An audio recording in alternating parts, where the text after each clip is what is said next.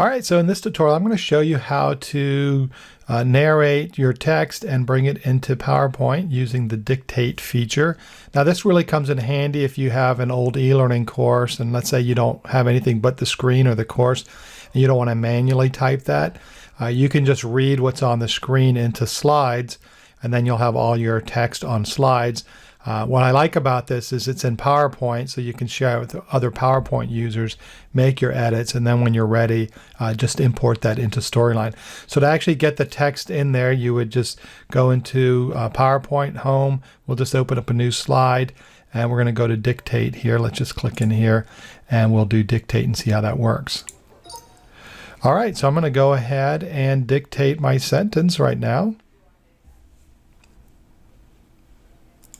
And you can see it works pretty well, right? You're going to have a little bit of editing probably because it's just going to be based on how well you enunciate and how well it can pick up things. But you can see it works really well. So if you wanted to read your slides and then, or your old courses, read the text, bring it into slides, and then you can, at this point, have your slides edited. And then when you're done with that, just import those into Storyline.